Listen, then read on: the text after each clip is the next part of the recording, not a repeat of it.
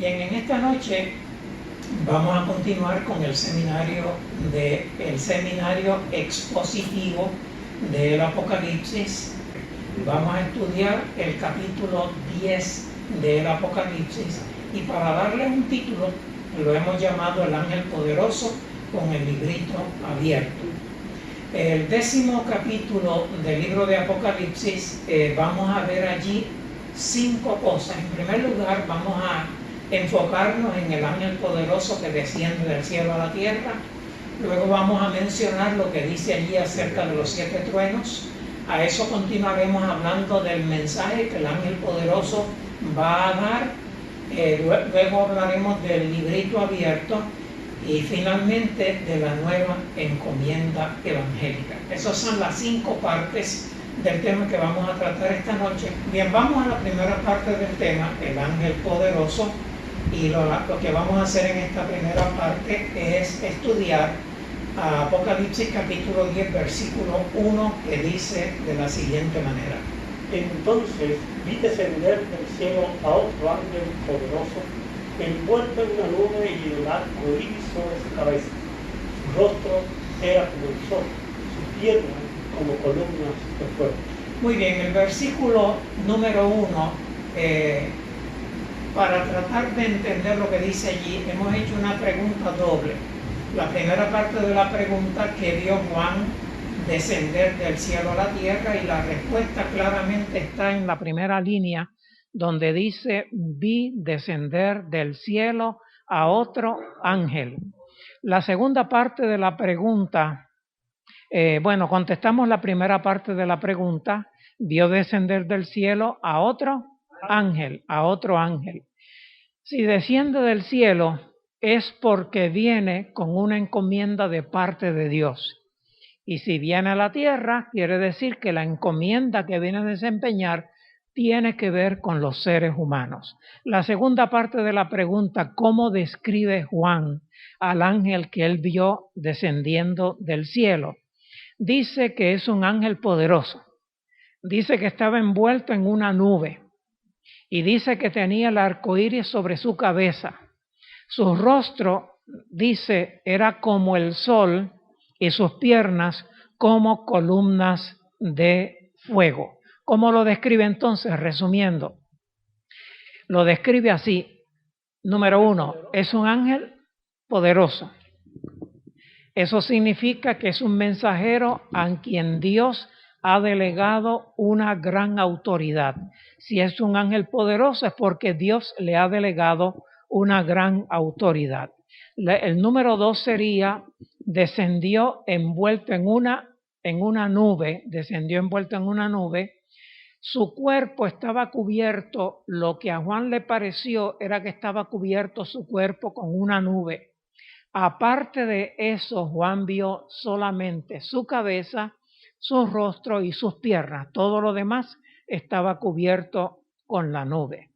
El punto 3 de la letra B lo describe diciendo que tenía el arco iris sobre su cabeza. Tenía el arco iris sobre su cabeza. Y eso me lleva a tratar de entender el simbolismo del arco iris.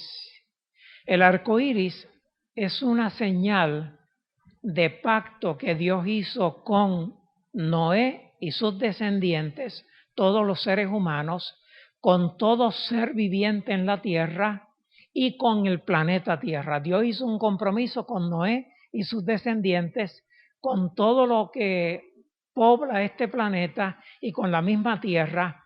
Ese pacto era una promesa que él hizo, un compromiso de no volver a destruir el planeta mediante aguas del diluvio. Así que el arco iris es la señal de ese pacto de Dios. Da la casualidad que esta semana pude disfrutar de 2 arcoíris sencillamente preciosos. Uno de ellos, cuando venía por la autopista rumbo a la iglesia de Piñas, en uno de esos días que viajé para allá. Y ese arcoíris me llevó desde Santa Isabel hasta Salinas, y después de Salinas todavía lo seguía viendo. Fue un arco iris maravilloso. Y vi otro más. El arco iris se deja ver cuando está lloviendo. Y sorpréndanse, yo vi un arco iris formarse con una manguera.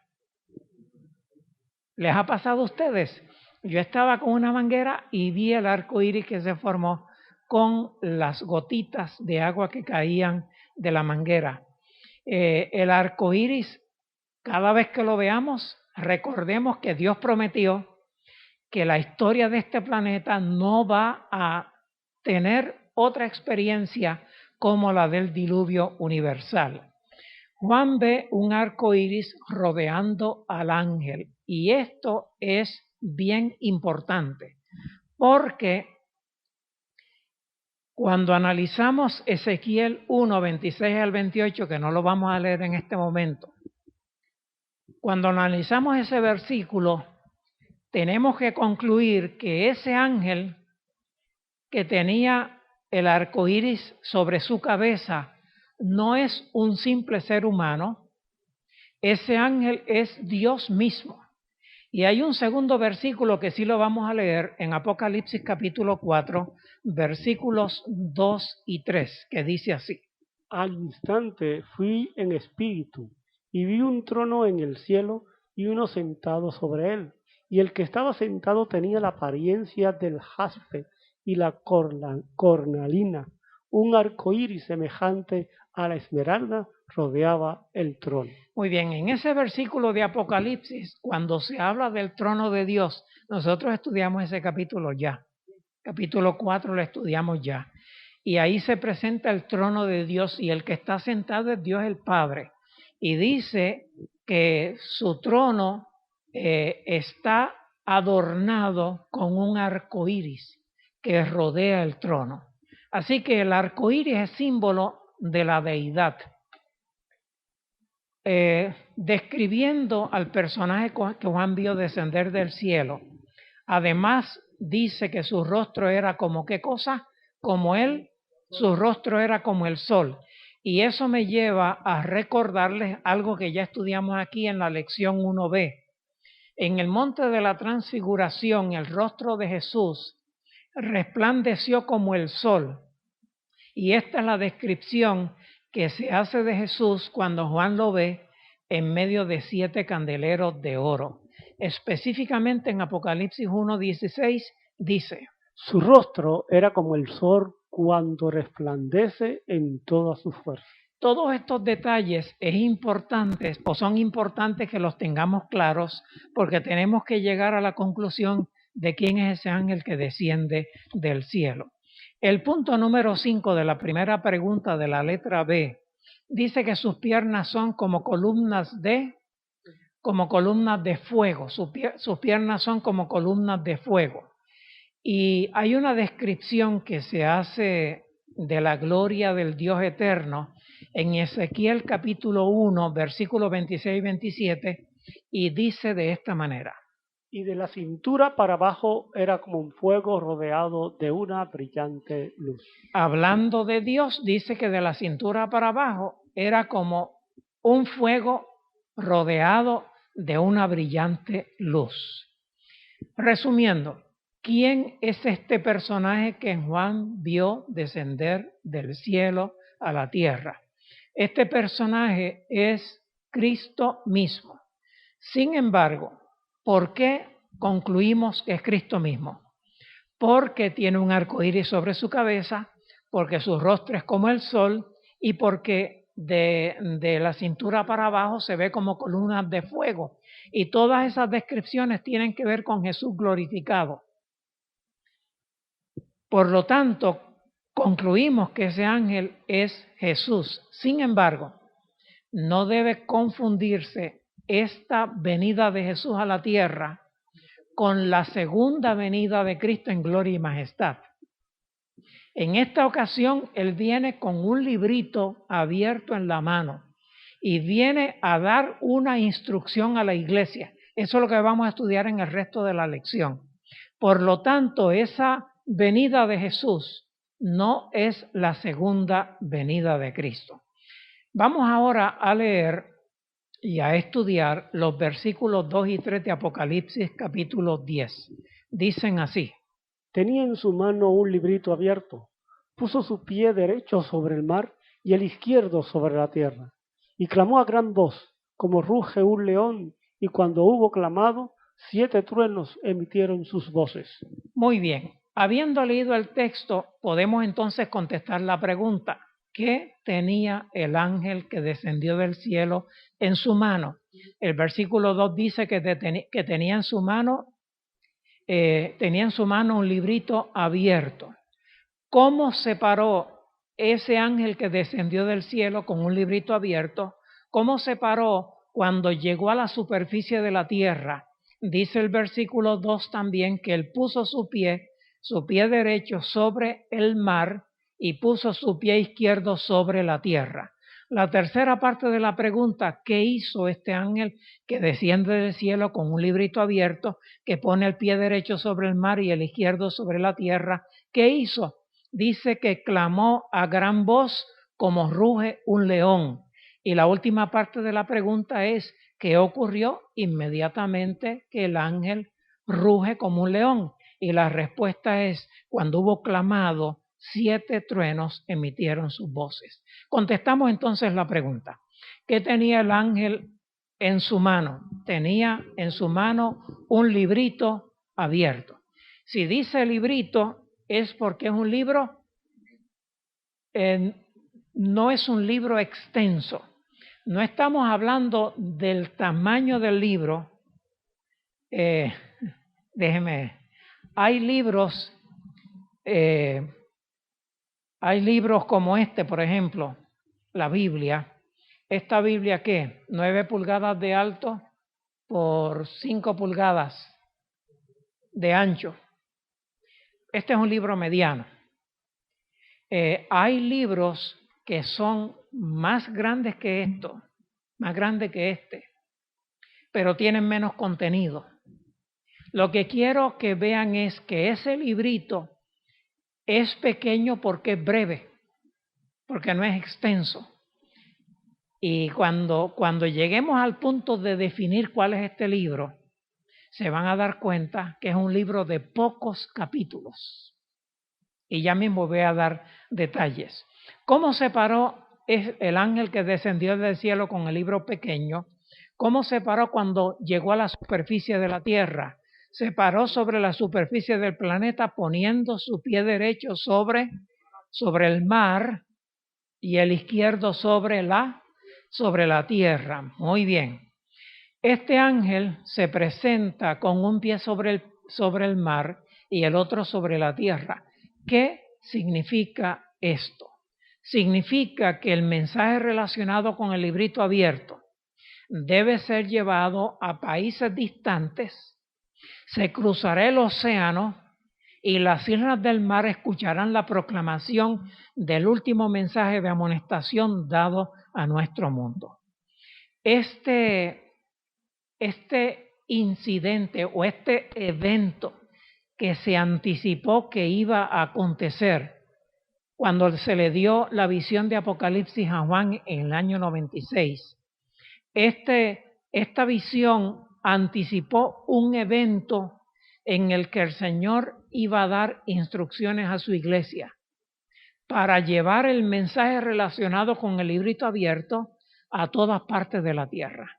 Por eso es que un pie está sobre el mar y el otro pie sobre la tierra. El mensaje debe ir a los continentes, pero también debe ir a las islas que están en medio de los mares. ¿Qué hizo el ángel que descendió del cielo con el librito pequeño, con un librito abierto, que puso el pie sobre el mar y el otro pie sobre la tierra? ¿Qué hizo? Dice que clamó a gran voz como ruge un león.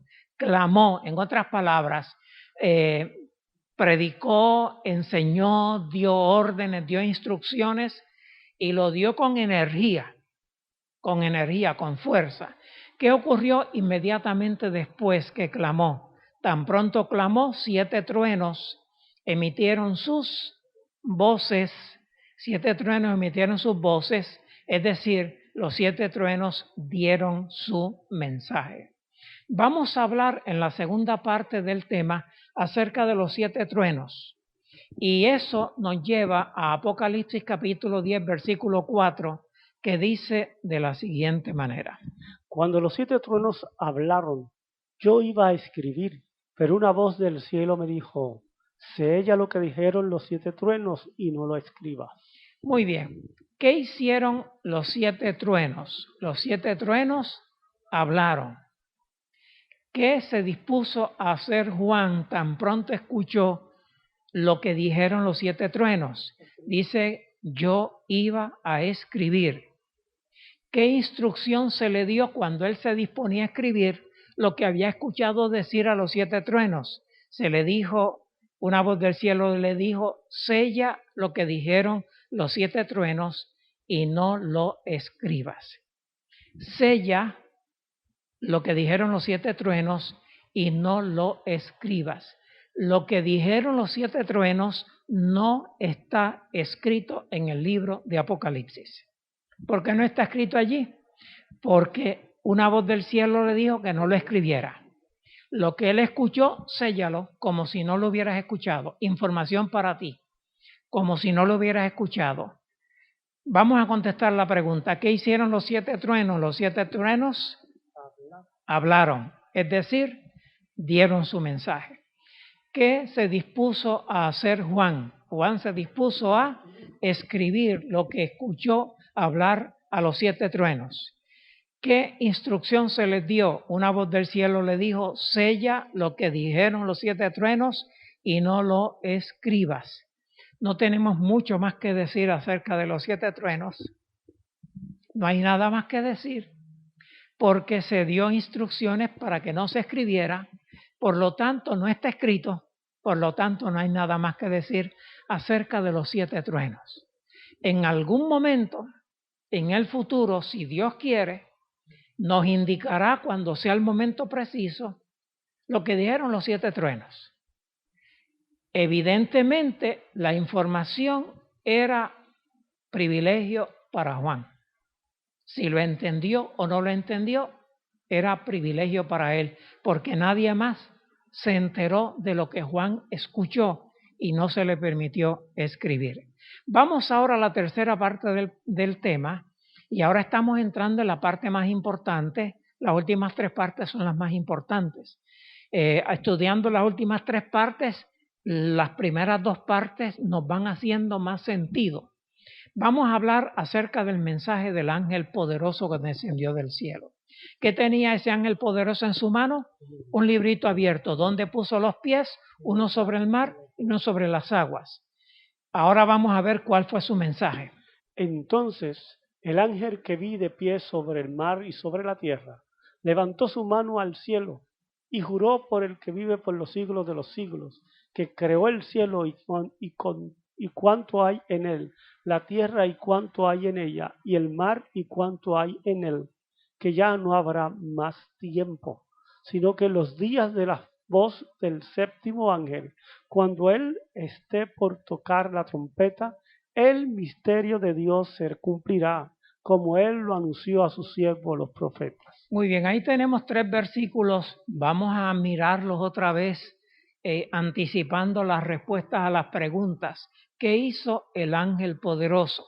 El ángel poderoso que vi de pie sobre el mar y sobre la tierra, levantó su mano al cielo y juró. El ángel poderoso levanta su mano al cielo. ¿Cuál de ellas no dice? Levanta su mano. Yo pienso que fue su mano derecha. Levantó su mano derecha al cielo y juró. ¿Por quién juró? Juró por el que vive por los siglos de los siglos, el Dios eterno.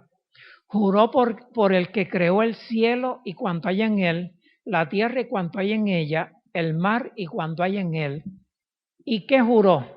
Juró que no habrá más tiempo, sino que en los días de la voz del séptimo ángel, cuando él esté por tocar la trompeta, el misterio de Dios se cumplirá como él lo anunció a sus siervos, los profetas. Vamos ahora a contestar la pregunta. Ya leímos el texto, analizamos el texto, ahora contestamos la pregunta. ¿Qué hizo el ángel poderoso? El ángel poderoso levantó su mano al cielo y juró.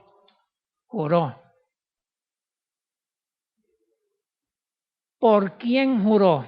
Juró por el que vive por los siglos de los siglos, que creó el cielo, la tierra, el mar y cuanto hay en ellos. En otras palabras, está jurando por el Dios eterno, está jurando por el Dios creador.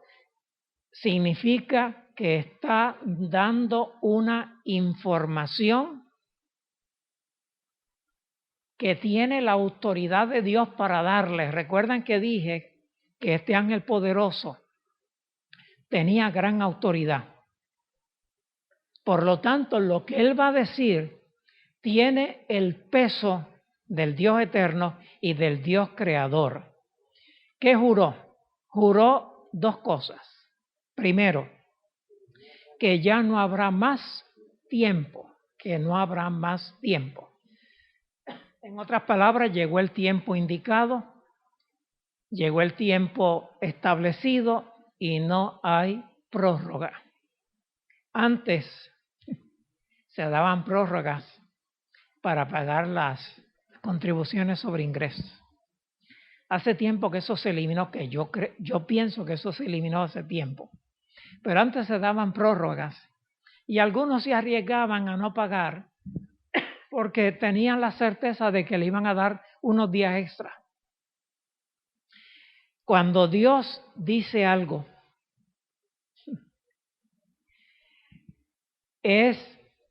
tiene el peso de la firmeza de Dios. No habrá más tiempo. Lo segundo que juró es que en los días de la voz del séptimo ángel, cuando él esté por tocar la trompeta, el misterio de Dios se cumplirá. El misterio de Dios se cumplirá como él lo anuncia a sus siervos los profetas. Aquí hay algo muy importante que tenemos que entender y a eso le vamos a dedicar un poquito de tiempo adicional. Y para la explicación hago una pregunta. ¿Cuál es el misterio de Dios que se cumplirá cuando el séptimo ángel esté por tocar la trompeta? ¿Qué es un misterio? Es algo que solo Dios tiene en su mente. ¿Quién puede saber ese misterio? Nadie. A menos que Dios los revele. Los seres humanos, y cuando los revele ya deja de ser misterio. Entonces, ¿cuál es el misterio que se cumplirá cuando el séptimo ángel esté por tocar la trompeta? Eso nos lleva a una lección que vamos a estudiar la próxima semana, en la próxima reunión, que es Apocalipsis capítulo 11, pero tenemos que adelantar esta parte. Este pedacito tenemos que adelantarlo. Vamos a leer en Apocalipsis 11:15. El séptimo ángel tocó la trompeta y hubo fuertes voces en el cielo que dijeron: el reino del mundo ha venido a ser de nuestro Señor y de su Cristo, y reinará para siempre jamás. Muy bien, nosotros estudiamos las primeras 4 trompetas y luego estudiamos la trompeta número 5 y número 6 y todavía nos falta para estudiar la trompeta número 7 que está en el capítulo 11 y que es la próxima lección. Pero queremos saber cómo el misterio de Dios tiene que ver con la séptima trompeta.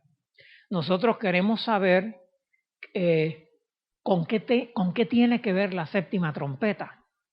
Y aquí dice que cuando el ángel tocó la séptima trompeta, hubo fuertes voces en el cielo y esas voces dijeron: el reino del mundo ha venido a ser de nuestro Señor y de su Cristo y reinará para siempre jamás. No es difícil entender que el misterio de Dios tiene que ver con el inicio del reino eterno de Cristo. El misterio de Dios tiene que ver con el inicio del reino eterno de Cristo.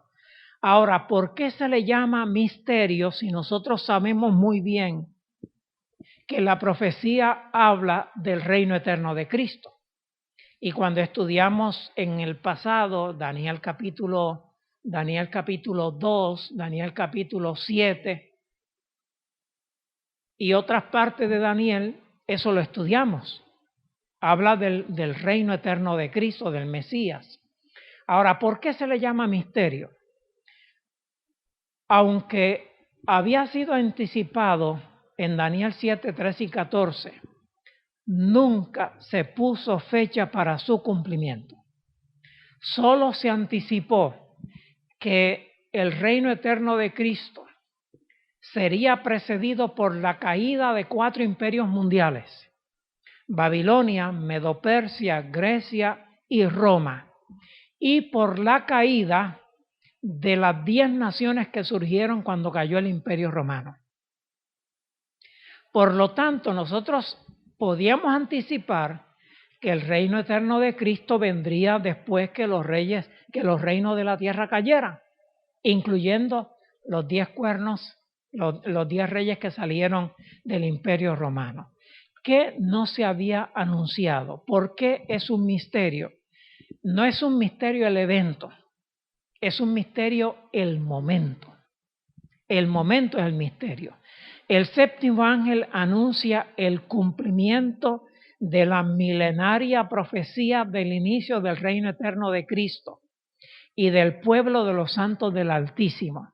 Les adelanto, lo vamos a estudiar con más detalle más adelante, les adelanto que el reino eterno de Cristo será proclamado tan pronto termine el juicio de Dios previo a la segunda venida de Cristo, que es el juicio de los profesos adoradores y creyentes en el Dios del cielo, en Jesús. Ese juicio se conoce como el juicio preadvenimiento, porque se lleva a cabo antes de que Cristo venga. También se conoce como el juicio investigador, porque no estaremos presentes en ese juicio, sino que Dios juzgará a los profesos seguidores suyos por las cosas escritas en los libros. Cuando ese juicio termine, el libro de la vida solamente retendrá los nombres de los verdaderos creyentes en Cristo Jesús. Por lo tanto, habiendo definido cuál es el pueblo redimido, se puede proclamar a Jesús como el rey de ese pueblo redimido. Y la séptima trompeta es la que anuncia que el reino eterno de Cristo ha comenzado. Entonces el misterio consistía en el tiempo.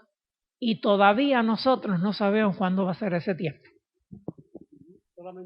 Solamente sabemos que va a ser pronto. Porque las señales parecen indicar que la venida de Cristo está muy cerca. Y eso a mí me llena de mucha alegría.